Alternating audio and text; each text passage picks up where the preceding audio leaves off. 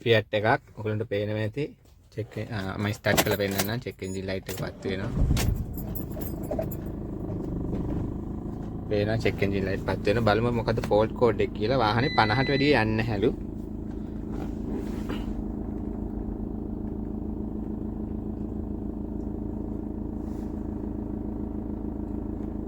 බලමු මේකේ වින් එක ඔටෝ ඩිටෙක්ට් කරයිද කියලා පොඩ්ඩක් බලමු මම මේක එන්ජින් එක ඕෆ් කරලා කී එක ඔන් කරනවා එන්ජින් ඕෆ් කී ඔන් කරලා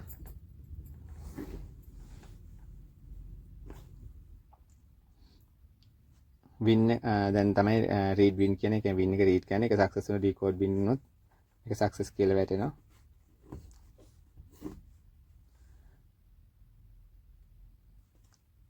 දැන් මම මේ පාකින් එකට ආවා පාකින් එකට එනකොටත් වාහනේ මේ කියන්නේ අදින්නේ නැහැ මට තේරෙන අදින්නේ නැහැ කියලා ඉතින් මුලින්ම ෆෝල්ට් කෝඩ් එක බලන්න මොකද්ද මේ දෝෂය කියලා ගොඩක් වෙලාට මම හිතනවා ටර්බෝ එක සම්බන්ධව මේකත් ඇත්තේ කලින් වීඩියෝ එකක මොකෝ මේක ඉස්සර ඇක්සිඩන්ට් එකක් වුණා ටර්බෝ ඔක්කොම ඒ කියන්නේ ඒ ලයින් එක ඔක්කොම ඇද වෙලා තිබ්බේ ටර්බෝ එකට හානියක් වෙලා තිබෙන්නේ නැහැ උනට අපි දන්නේ නැහැ මොකක් හරි ඒ කියන්නේ මොකක් හරි හිලක් අයිල් වෙලා හරි ඇතුලෙන් ඩැමේජ් එකක් හරි වෙලාද කියලා හෝස් එකක් ඩැමේජ් වෙලා තියෙන්න පුළුවන් එහෙනම් මුලින් බලමු මොකද්ද මේ කියන ෆෝල්ට් කෝඩ් එක කියලා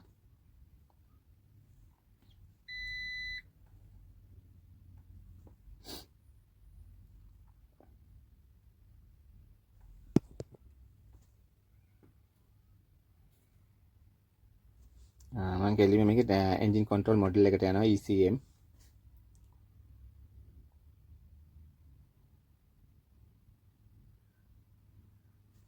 read fault code ETC glow plug එකේ තියෙනවා clutch pedal එකට තියෙනවා anomaly in air turbo system turbocharger system fluid leak or seal failure turbocharger control positive drip low pressure කියලා වැටෙනවා ඔයගොල්ලන්ට පේනවා මේ දෙකම මේක ස්ටෝ මේක ඇක්ටිව් ඒ කියන්නේ අනිවාර්යෙන් turbocharger එකේ කේස් එකක් තියෙනවා මම මේක ක්ලියර් කරලා බලන්නම් මුලින්ම අපි නිකන් මේක ක්ලියර් කරන්න ඉස්සෙල්ලා නිකන් ඇක්සලරේටර් කරලා බලමු ටර්බෝ එක වැඩ කරනවද කියලා සාමාන්‍යයෙන් අපිට ටර්බෝ එකක් වැඩ කරනවද කියලා නිකන් වාහනේ දුවන්නම ඕනේ නැහැ සාමාන්‍යයෙන් බලාගත හැකි බූස්ට් ප්‍රෙෂර් එක බලමු අපි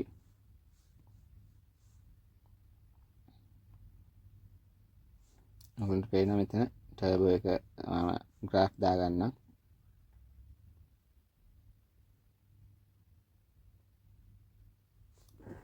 වාහනේ ස්ටාර්ට් කරලා බලමු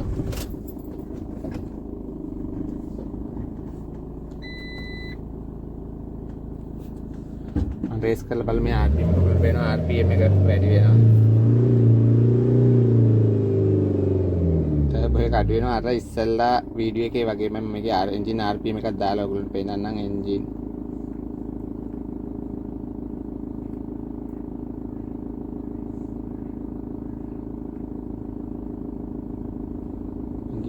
speed සාමාන්‍යයෙන් එන්ජින් RPM එකත් එක්ක ටර්බෝ එකත් වැඩි වෙන්න ඕනේ. ඔයගොල්ලන්ට වෙන එන්ජින් RPM එක වැඩි වෙනවා. ඒ වුණාට ටර්බෝ ප්‍රෙෂර් එකක් නැහැ. ටර්බෝ ප්‍රෙෂර් එක අඩු වෙන එක වෙන්නේ අනිවාර්යෙන් මේක අපිට ඒ කියන්නේ එළවල බලන් දැන් ටර්බෝ එක සම්බන්ධව තමයි අපි මුලින්ම දැන් මම මේකේ දැන් දුව යන්න ඉස්සෙල්ලා බලමු ෆෝල්ට් එක ඒ කියන්නේ අපි ඉරේස් කරලා බලමු. එන්ජින් එක ඕෆ් කරලා clear fault code demo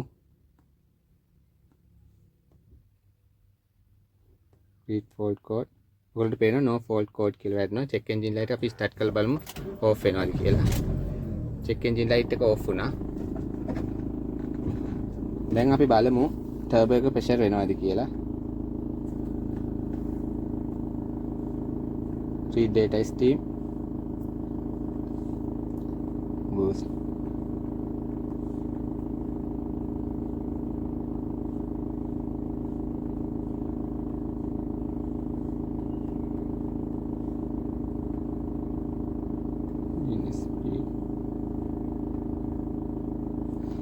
graph දාගමු engine RPM එකයි turbo එකයි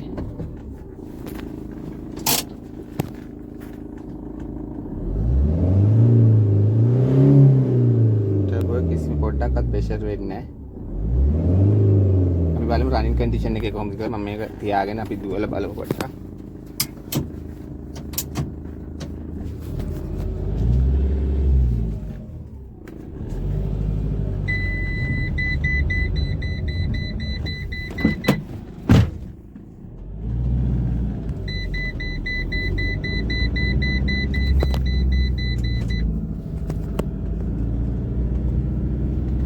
පොඩ්ඩක් පාරට අරගෙන ඔයගොල්ලන්ට පොඩ්ඩක් පෙන්නන්නම්. ඉස්සෙල්ලා වගේම අර ස්කූල් එක තියෙන ඒ හැටි තමයි අපිට පුළුවන් පොඩ්ඩක් මේවා චෙක් කරන්න. ඒ පාර විතරයි පොඩ්ඩක් ට්‍රැෆික් නැතුව අපිට පොඩ්ඩක් බලන්න පුළුවන්. මම මේ ස්කූල් එක පහ වුණාම පොඩ්ඩක් අපව ඔයගොල්ලන්ට පෙන්නන්නම්.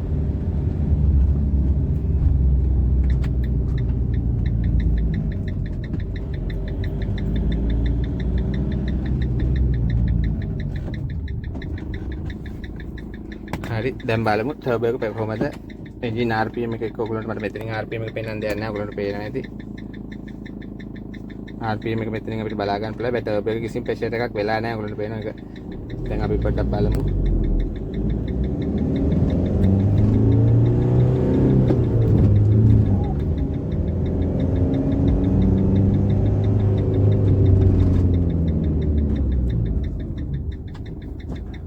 ඔයගොල්ලන්ට පේනවා ඇති. එන්ජින් RPM එකත් බලන ටර්බෝ එක පොඩ්ඩක්වත් ප්‍රෙෂර් වෙන්නේ නැහැ. ඒ කියන්නේ අනිවාර්යෙන් ටර්බෝ එක සම්බන්ධව කේස් එකක් තියෙන්නේ. හරි අපි ගෑරේජ් එකට ගිහින් බලමු මේකෙත් මොකක්ද දෝෂය කියලා. මම මේකෙත් ඔයගොල්ලන්ට දෝෂය අනිවාර්යෙන් වීඩියෝ එකකින් දාන්නම්. මේකටම හරි පස්සේ මේකට එකතු කරගන්න පුළුවන් වුණොත් එහෙමයි. නැත්නම් මම වෙනම වීඩියෝ එකකින් කියන්නම් ඔයගොල්ලන්ට. එහෙනම් අදට මේ වීඩියෝ එක පොඩ්ඩක් මෙතන අපි නවත්තමු. එහෙනම් ඔයාලා හැමෝටම සුබ දවසක් කියලා ජය වේවා කියලා මම වීඩියෝ එක මෙතනින් නතර කරනවා. වීඩියෝ එක ඔයගොල්ලන්ට මම පොඩ්ඩක් ආපහු දික් කරනවා. මොකද චෙක් එන්ජින් ලයිට් එක ආව අපි බලමු. මම තාම ෆෝන් ෆෝල්ට් කෝඩ් එකේ ඉන්නේ. අපි බලමු මේ දැන් ආපහු බෑක් කරලා රීඩ් ෆෝල්ට් කරලා මොකක්ද ආපු කෝඩ් එක කියලා ටර්බෝ එකටම සම්බන්ධද කියලා. ඔයගොල්ලන්ට පේන ටර්බෝ එකේමයි. ඒ හින්දා අපි මේ අනිවාර්යෙන් බලන්න ඕනේ මොකක්ද දෝෂය කියලා. මම බලලා ඔයගොල්ලන්ට එමුණොත් වීඩියෝ එක දාන්නම්. අපි මේක දැම්ම කෙරෙන්නේ නැහැ. තව ටිකක් වෙලා යනවා. මම එහෙමුණොත් පස්සේ බලලා ඔයගොල්ලන්ට වීඩියෝ එක මේ විස්තරය දාන්නම්.